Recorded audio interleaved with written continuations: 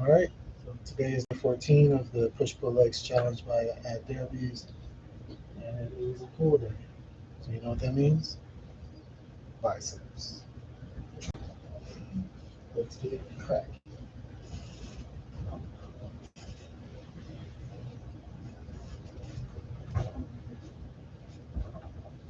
So there's bicep curls, bent over rows, upright rows, shrugs, and renegade rows.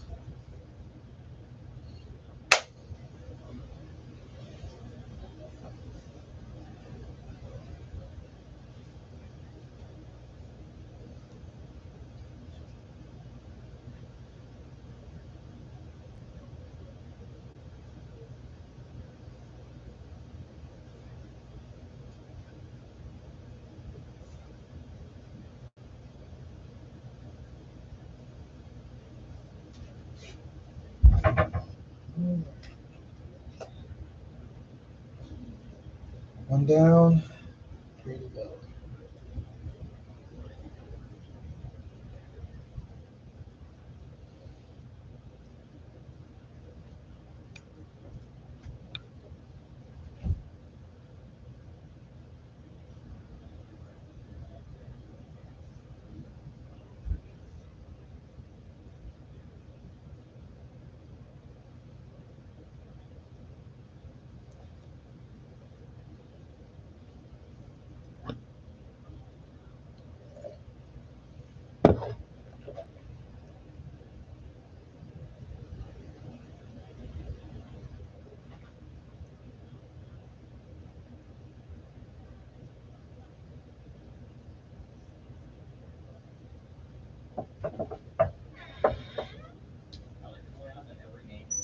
Hi, I'm back.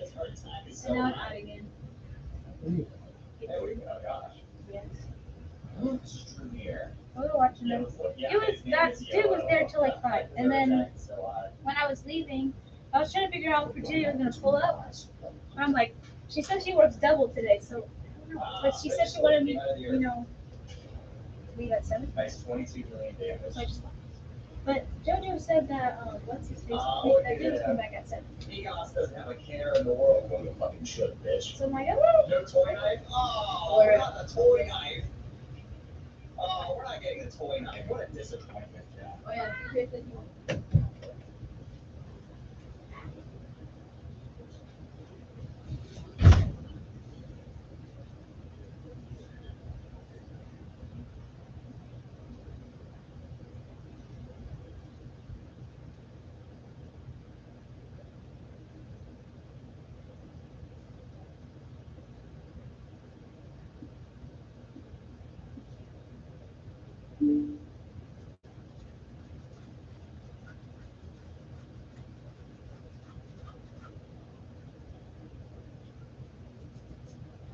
According to other reaction channels, not at all. I repeated to myself the saying, man cannot remake himself without suffering, for he is both the marble and the sculptor. Now that the weight is gone, I wouldn't say that there's any food I never eat, but there are lots that are a few bites now and then as a treat, rather than a pantry staple. I keep an eye on the scale. If I go 5 pounds over my target weight, I make cuts until I lose it. It's a lot easier to shake off 5 pounds than 20, but at this point, I have a pretty good sense of how much of what foods I should be eating. It never really ends. Weight maintenance becomes a part of your life. People always say, I'm on a diet, or I'm dieting, as if it is an inherently temporary action. That's not how it works. You have to change your eating habits permanently. The only time I say I'm on a diet is if I'm trying to turn down food at work. Even then, people don't always accept that answer. Oh, one little bite won't hurt you.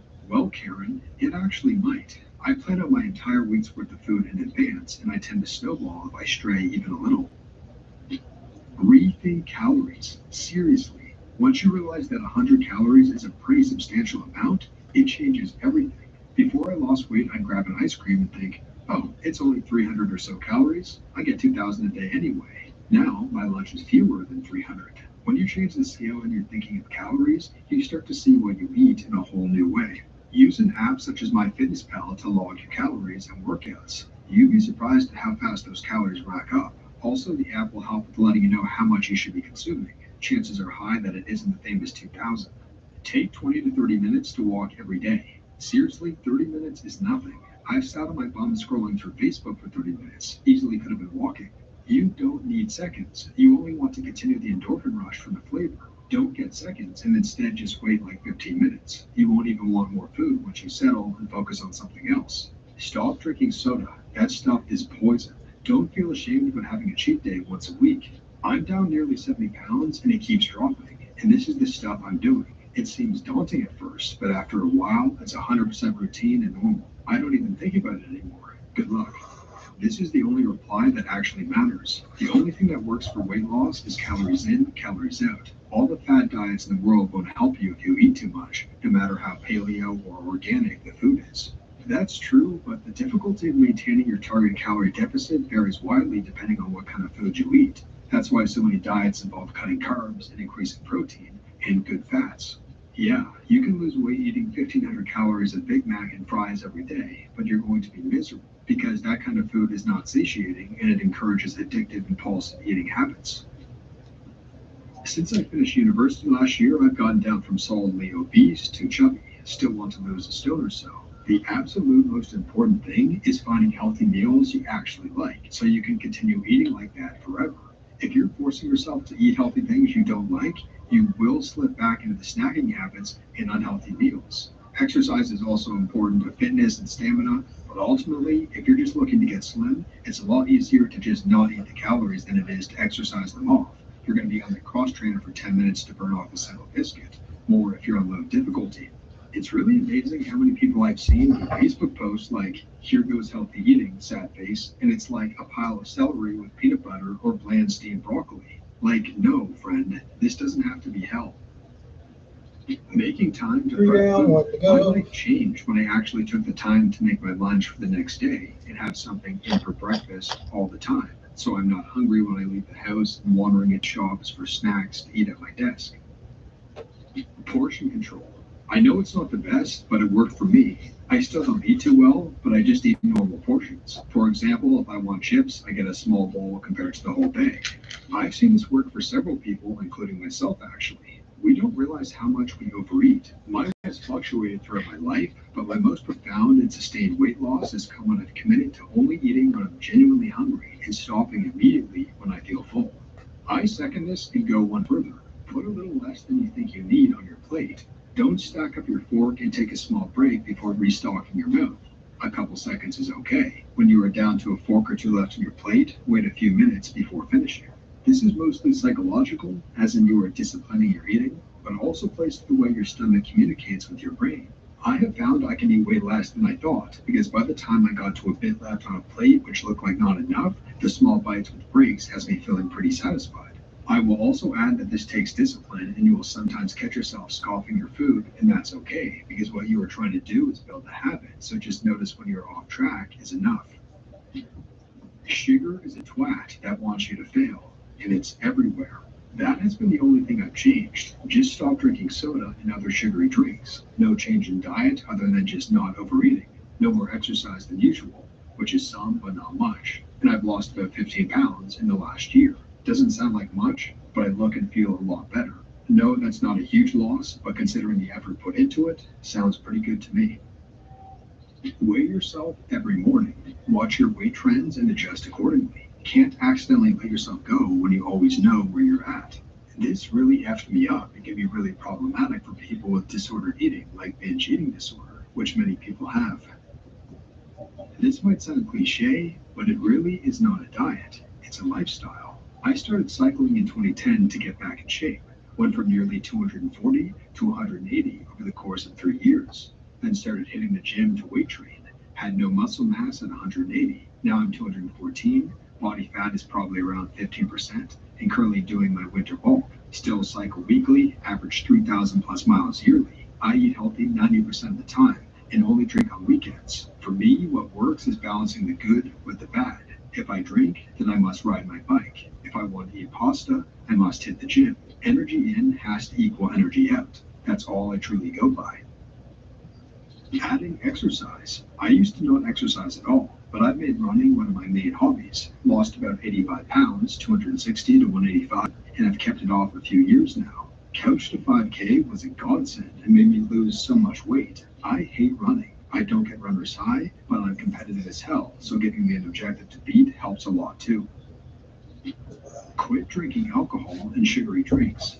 Alcohol, along with the calories and diminished impulse control, is huge. Even when I just have 3 or 4 drinks on a weeknight, I often end up blowing through a bag of cookies that I would have otherwise ignored while sober. Yeah, I never drink soda, but if I'm drinking hard stuff, I like to split with cola, and I'll end up having like 4 of those, which is equal to 2 full cans of Coke, plus the liquor, and now I have to get Taco Bell. And yes, I would like extra cheese on my cheese, please. Thank you. I don't have a source, but I remember seeing a survey of people who lost over 100 pounds and kept it off for years. Most responded that they'd rather lose sight, hearing, or their legs than be fat again. So I think the answer is that it has to be incredibly important to you to remain at the lower weight. Huh, that's pretty intense. I've lost 40 pounds, but I would never give up my sight, hearing, or ability to walk, even if it meant going back to that weight. Maybe they just lost more, so their weight loss improved their lives a lot more than it did mine. In 2014, I was class 1 obese. I hated the way I felt and looked. I literally just woke up one day and decided to get invested in taking care of my body. I had tried to force myself into being fit before, but that never worked. I've learned you can't hate your way into healthy. So instead of saying, I can't have candy, I say, I'm not eating candy. I took the power away from junk food, if that makes sense. This mental shift was a game changer for me. Then I taught myself what a portion size actually is and committed to eating reasonable portions of real food. Meats, eggs, fish, full-fat dairy, veggies, and low-sugar fruit. I had to make it idiot-proof for myself. Keeping plenty of food around that is okay to eat and snack on. Celery, nuts, jerky, etc. I discovered that it wasn't necessarily how much I ate, but just what I ate. I lost a lot of weight by basically cutting out sugar and carbs, but I couldn't just starve myself or be tempted to cheat. So I replaced all the bad foods with good foods, and that has helped me keep the weight off. I also understand that I have to eat like this the rest of my life. I didn't do this alone though. I was part of a group working with a nutritionist at a local gym. And that brings us to the end of the video, Narwhals. If you enjoyed this video, make sure to leave a like. It really helps the channel grow. And subscribe for more videos like this. And to join our awesome YouTube community, the Narwhals. Thank you for watching until the end of this video. And until next time, have a good one, Narwhals.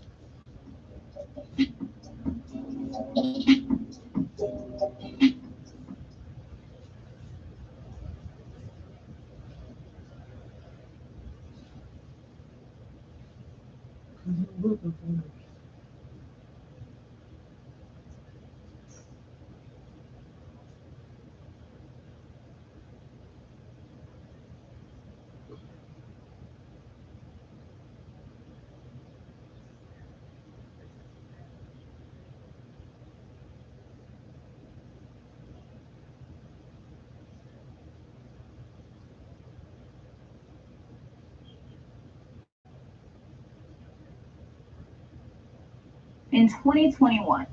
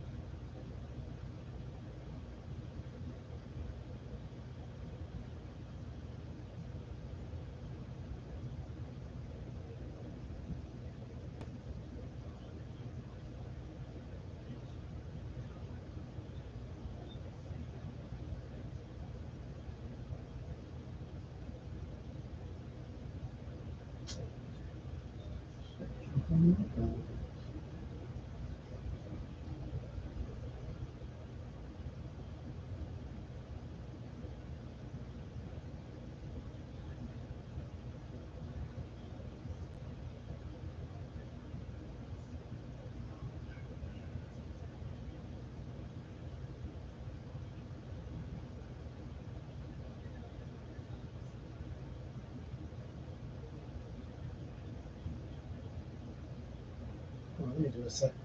And then we'll get back to it because I'm going to watch.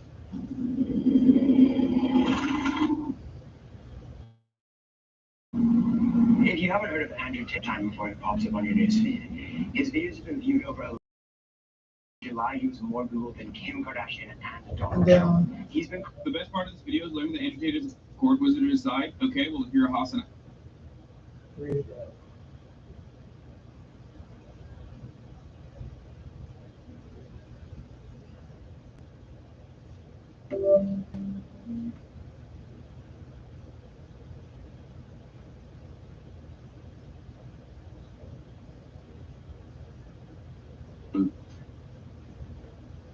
Hello, my friends. Welcome back.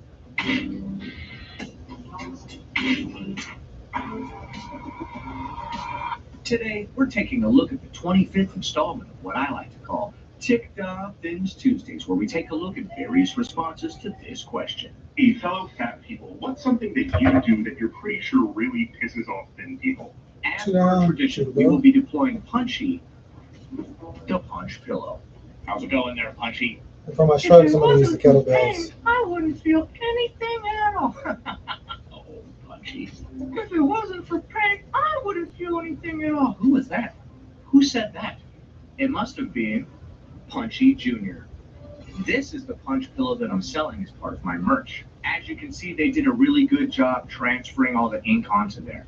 This is the 16 by 16 size. It's also available in 18 by 18 as well as 20 by 20. Hopefully with the larger sizes, they scale up the graphics so it doesn't look like a giant pillow with a tiny face in the middle. So if you want to order your very own Punchy, this is what it looks like.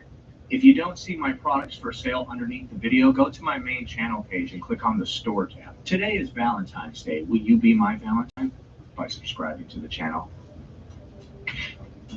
In order to help quell my rage a bit, I must first apply comb to mustache. Hey, fellow fat people, what's something that you do that you're pretty sure really pisses off thin people? First thing, exist. She exists. Some for you too, Punchy Jr. You can't leave them out. Luckily, I'm made of a super strong material that is very durable. Oh, thank you. Down on the Thanks go. for selling yourself. How many of these people do you think are going to say exist? Place your bets now. Second thing, I'd say that telling them like I'm not actively trying to lose weight. Yeah, that always enrages me when random people that I don't know are not trying to lose weight. I like to go up to random people and be mean to them for not doing things that I think they should have done. Hey, Frank, remember last week when I reminded you that you need to get your oil changed? Did you get it done? No. I thought that was kind of weird that you were telling me to do that, honestly. It was very bizarre and random. Dude, get your freaking oil changed. What are you doing? Yeah, see, that makes about as much sense as somebody being angry at you for not losing weight. I submit that nobody knows that you exist, therefore they couldn't possibly know that you're not trying to lose weight. That pisses them off because Does it? they're always actively trying to not look like me. So Is that how you perceive it when somebody Couple wants to be in rows are good done, shape 2 and minute better rest. themselves? Maybe they're not trying to look like you, but they are trying to look like somebody who is fit that they're looking up to. to not actively be losing weight, to try and, have that same mentality pisses them off because it kind of just deconstructs everything that they like have centered their life around. An obese person saying that they don't want to lose weight deconstructs everything that you've based your life around if you're into fitness. Actually, I would say that it just reinforces everything that they believe, right? They're like, wow, good thing I worked out because I don't want to be obese. Seeing people be obese just reminds me that I'm glad that I stick to a proper diet and exercise regime. I don't want to be like Martha over there. Some people are like that, not me. I don't care. I don't personally look at people as an example of how not to be most of the time. And I always consider this a competition with yourself. You're trying to do better than your former self. What you're comparing yourself to is your previous self. Look at this smug look on her face. She really thinks that she got you. That's a good one. I don't know, man. I don't know if I would call that a good one. Mediocre at best. Next. Hey, fellow fat people, what's something that you do that you're pretty sure really pisses off thin? Probably a lot of things. I mean, I don't take personal responsibility for my current weight because You don't take personal responsibility for your current... weight. Honestly, that does annoy me. Not on a personal level, but just in general. When people make a bunch of excuses that are not relevant to the situation, you just have to look at them like, really, bro? Really? Let me guess. Something with your thyroid, or you got PCOS. Because I have an autoimmune thyroid disorder that has caused me to gain quite a bit of weight over the last few years. So an autoimmune thyroid disorder makes you have a zombie hand that just keeps picking food up and putting it into your mouth. Got it. And no, getting my medication adjusted doesn't make the weight just fall off. Right, you would have to stop eating a bunch of highly processed sugar and carbs for the weight to just fall off. It'll stop me from gaining 2 pounds a week for no reason. For no reason. You can't gain 2 pounds a week for no reason. Unless that medication has like 3,000 calories in it, I don't know. But it doesn't make what I gained go away. Right, you're gonna have to change the way that you eat and exercise for that to happen. Another thing, which I actually haven't personally gotten hate for, but I do know that some people will loathe this, is that I ride horses. I think the horses will loathe it more than anything, depending on how obese you are. Are those horses being fat phobic again when their legs buckle under the weight of an obese person? There's a bit of a double standard here because I don't think a lot of people raise eyebrows at big old cowboys riding quarter horses to do their jobs or to ride in rodeos, but put an overweight woman on a horse and she is an animal abuser. I think if you put an overweight anybody on a horse, they are an animal abuser. So your justification for riding around on a horse while being obese is that big old cowboy didn't do it, so I may as well do it. I don't think I've ever seen a morbidly obese dude getting on a horse. I'm sure it's happened before. The horse that I ride is significantly larger than most of the horses you would see at like a rodeo or something like that with. Is it a Clydesdale? I don't actually know what any of this means. I was just trying to be smart. Men who weigh probably what I weigh on them, but I guarantee some people are going to be mad that I ride horses. People wonder why there's so many eating disorders in the equestrian world. What? What? Are EDs prevalent within the equestrian world? What are you talking about? I've never heard of that perspective for developing a restrictive ED. I couldn't bear that the horse had to put in all this extra work, so I started restricting. Like, what?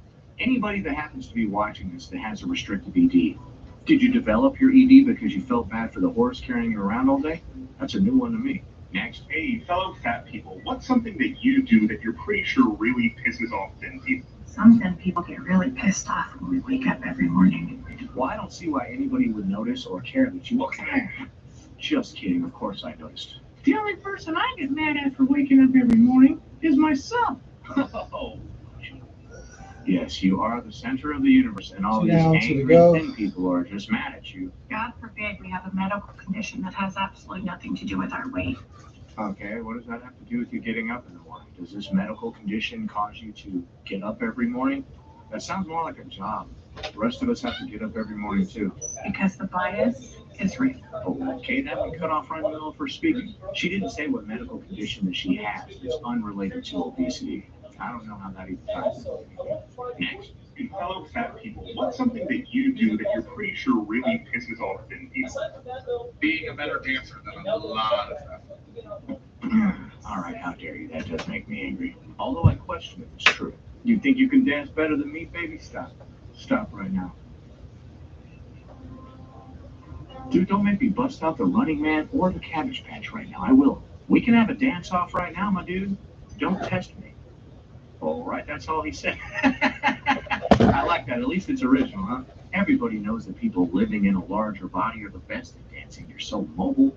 You can get up in there and start moonwalking or whatever the heck the dang kids are doing these days. I don't know, man. I'm old. I stopped paying attention to what everybody else was doing years ago. Next. Hey, fellow fat people, what's something that you do that you're pretty sure really pisses off thin people? I'm sure someone has said this already, but existing. No, you're the first one. All right, at least she had the self-awareness to say, I'm sure somebody else has said this already. So you're telling me that you didn't look at any of the other stitches that anybody did with this, but somehow, through the power of your third eye, you were able to use your clairvoyance to know that other people have used the same answer. If you were angry at somebody else for existing, I would think that that would be because you're jealous of them, right? That level of deep-seated hatred would have to be jealousy. And I seriously doubt that anybody that eats right and exercises on a regular basis would be jealous of somebody who doesn't. Existing as a fat person is exhausting. Yes, I know it is. That's why I lost weight. Shh. Okay, well, we can do something about that. You could lose weight. Oh, but then you're not going to be as tired all the time. How about that? People stare at my stomach, Hey, they Alan, stare at wanna my go? saggy boobs, they give me snide looks. Well, that's all very specific. You don't know what they're staring at when they look at you. You're just assuming all of this stuff because you're insecure about all those things. That's like if somebody was short and they're like, everybody keeps staring at me because I'm short. Actually, people just looked at you and you thought that it was that because you're insecure about that thing. You were projecting. They make rude remarks under their breath. Like, y'all think you're being subtle, but you're absolutely not. I'm also really tired of being told that I'm brave for going out in a regular ass outfit. I like to be told that I'm brave, even when I'm not being brave.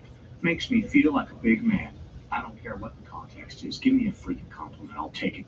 Does the phrase hero come to mind when you think of me? Probably not. I don't blame you. If I had a dead body, no one would say anything about this. Just stop commenting on people's bodies. How someone else looks has absolutely nothing to do with you or affects you in any way at all. Just shut the f up and let people live their life. The only one who talked about your body was you. You're like, they're staring at my gut. They're staring at my saggy boobs or whatever. Like, you're the one that said all of that. Nobody even said a word to you. As usual, these are all just people projecting their insecurities onto others. Thin people hate that I do X, Y, and Z. But whatever they say X, Y, and Z is really just the things that they're the most insecure about. Next. Hey, fellow fat people, what's something that you do that you're pretty sure really pisses off Okay, them? well, it's done. 2-minute break. Being confident.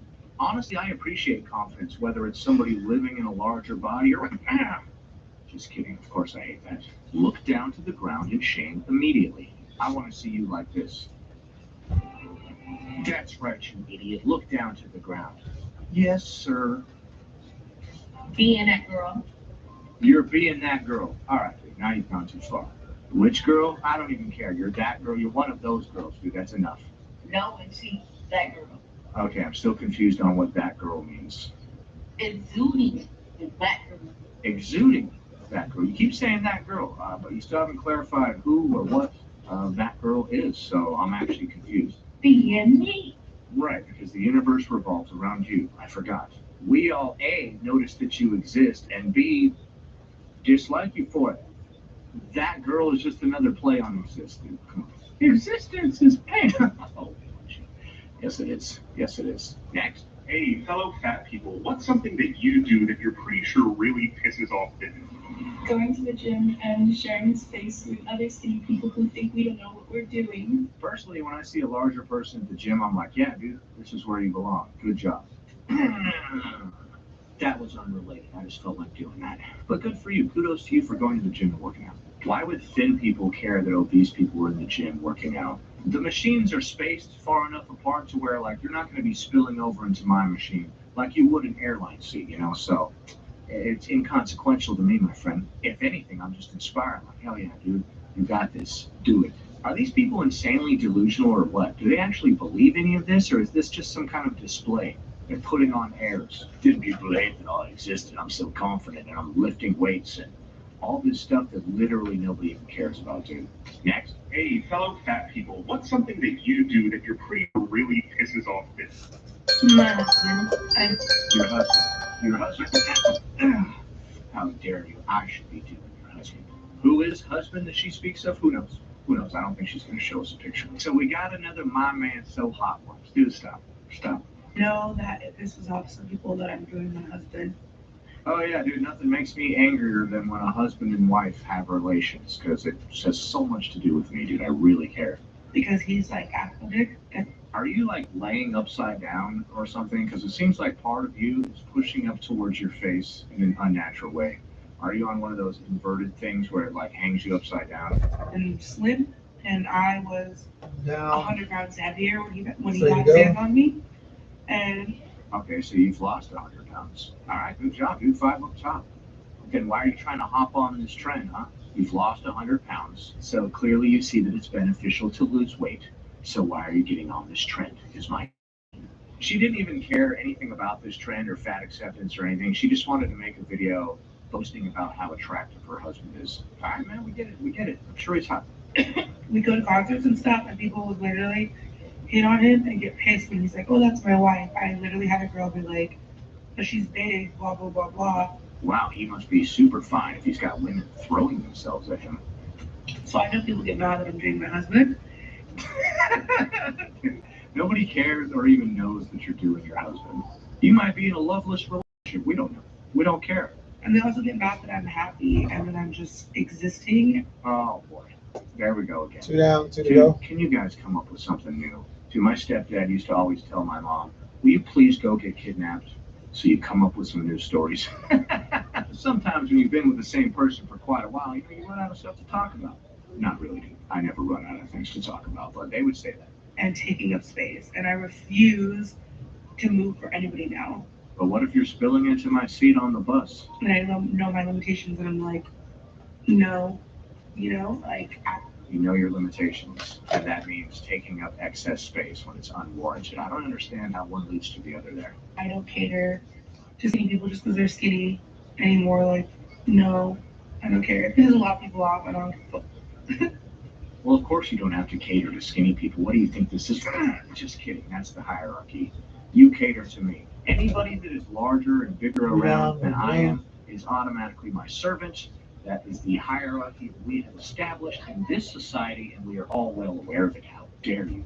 Why were her boobs hanging out of her shirt all up on her face? I don't know, Punchy Jr. That's a good question. Happy Valentine's Day. Go buy a punchy pillow just like me. You can punch me every time you see no face person existing. Oh, Punchy Jr. That would make our audience fairly psychotic, I think. Are you guys psychotic? I'm not bashing it. I respect it. And that is the end of our broadcast today. If you liked the video, please be sure to give it a big thumbs up and subscribe for more. Anyway, that about does it. Thanks for watching, commenting, liking, and subscribing. And I'll see you in the next one.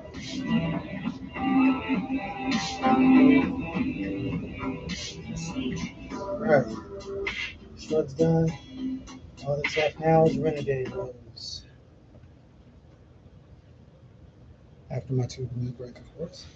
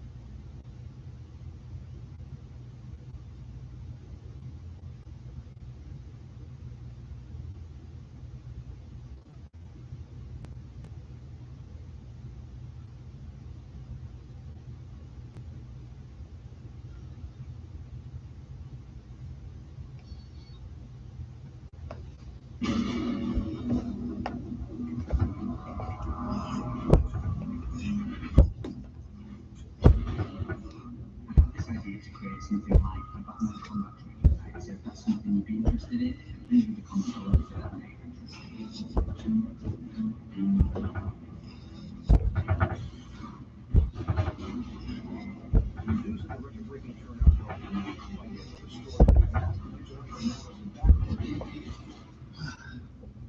One down, 3 to go.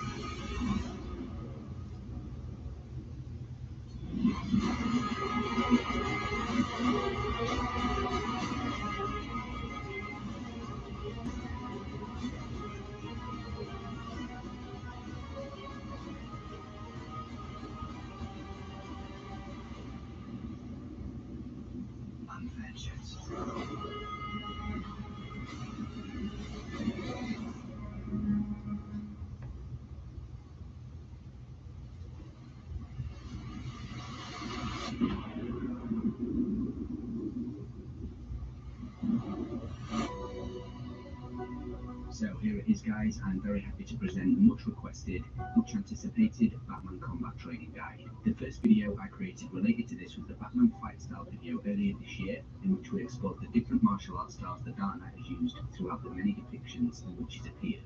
So there was so much stuff that could have gone into this video, but I wanted to try to include things that people could really implement at home without, having to require billions of dollars to spend on gadgets and technology. So Batman's purpose requires a complete training program that includes a vast array of different techniques for various scenarios that he finds himself in. The video will be broken down into a few different aspects, and I wanted to try to make it as complete but also as applicable as possible. So firstly, I'll give an overview of why I've chosen to structure the program in this way. The next will be a list of some techniques I've chosen that Batman utilizes, including demonstrations that can be practiced at home. Then finally, a workout plan in which these techniques will be categorized to be implemented at different times, including conditioning drills and methods of training to go along with them. I've mainly based this program on the version of Batman that appears in the Arkham game stories because, although it does contain some physically impossible moves for us to be able to train, it is the most complete and refined version of Batman that we've seen to date, so sometimes I'll be referring back to that as well. So let's firstly talk about the fundamentals for this, and you can ask the question, what type of attributes are essential for Batman and his goals? Well, the first thing that comes to my mind is that he's almost constantly in life-threatening situations, and although he doesn't kill people, he literally has to incapacitate his opponents quickly or lose his own life, basically. And not only that, but remain composed, as to do it multiple times when against a gang, for instance. So it's safe to say that he needs to get through people fast, as he's often got multiple opponents to contend with. So stopping power is a big thing for him, as well as knowing where to actually hit people. Now, for me, in devising this program, I had to think about what it would be like to be of a much larger height and build like Batman. I'm way smaller and would generally move more like a Nightwing, delivering multiple hits of speed rather than some of the more favoured knockout blows that we see Batman using. So one of the main things that Batman needs to focus on is his technique being absolutely on point, so he can derive the maximum power from his strikes, which is what I believe he would focus on heavily, as well as specific conditioning work. He would achieve this through refining his technique and then working upon specific strength and conditioning, which is why I recommend some dedicated practice of the techniques in their most basic form, as I will demonstrate later, in order to refine this. So not only does Batman require that big stopping power, but he also needs the endurance and agility to be able to execute the techniques against his opponents effectively. This balance can be challenging to achieve and will be different for each person depending on their own individual attributes, and it can be difficult because certain attributes are more conducive to developing one of those areas. Say for instance, being leaner and lighter makes improving agility and having greater endurance easier to manage. However, too far in that direction will then begin to take away from the power Batman needs to be able to stop people quickly. Conversely, too far in the other direction and focusing upon power more exclusively runs the risk of neglecting the development of agility. So it's no good to be able to deliver all of these super quick strikes if they have no stopping power behind them, and no good having all this power if you can't move in and out of the danger zones quickly enough to minimize taking too much damage. For this reason, there will be recommendations to work on different elements of training at different intervals. One thing I've noticed is that Batman employs a common sense and adaptable approach when he's in combat situations, meaning that once he's delivered an attack, he tends to use the most direct and simple attack on the subsequent enemy, as he often doesn't have the option to, say, reset his stance after beating one person up, so he has to be very adaptable and fluid, which indicates he will have a lot of moves in his arsenal. This is naturally something that's going to be very difficult to train without having multiple opponents, but it's a principle that can be kept in mind when working out like this. For instance, although these are both valid, this combo utilizing a jab, rear elbow, body shot, and rear round kick requires a little less movement and is more logical than, say, executing a jab, cross, rear elbow, lead leg switch kick.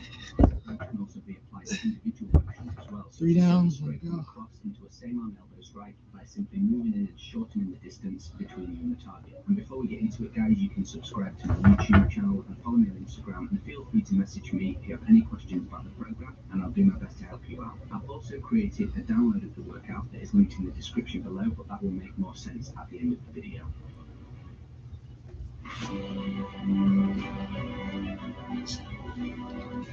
So just to recap on Batman's martial arts background, as we discussed in the predecessor to this video, we can determine that his base style was boxing that he learned from Ted Grant. And we also know that he's a master of 125 martial arts styles and underwent extensive training with the League of Shadows, as we saw in the Nolan depictions. All of this culminates in the description that his primary form of combat is an idiosyncratic mix of Taekwondo, Muay Thai, Judo, kickboxing, karate, boxing, jiu-jitsu, and ninjutsu. And there's also weaponry in there as well, but this video won't cover that aspect, as it's not really an area that I'm familiar with.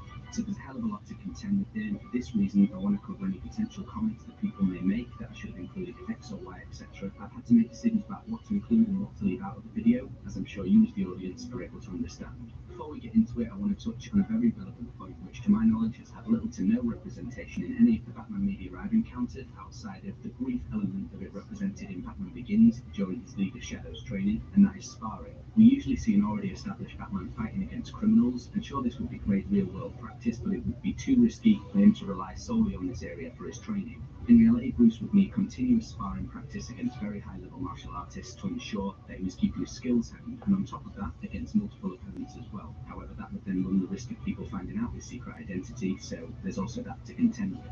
I think this is a big hole in the Batman mythology personally that I would love to see addressed in future depictions. So for this reason, sparring training is included in the training program, and I understand that this may not be possible if you don't have anyone to train with, so if that's the case, then you can double up on one of the other elements as you see fit. And lastly, something I considered is the idea that Bruce would be likely to perform his training wearing the full bat suit, as this is the attire he wears out in the field. So the audience may wish to wear heavy clothing, or even something like a weighted vest for some elements of the program, if they wish to potentially stimulate the added weight of the bat suit and gadgets that Bruce has to take into account. So let's begin with the fundamental techniques then, that will be separated into specific categories.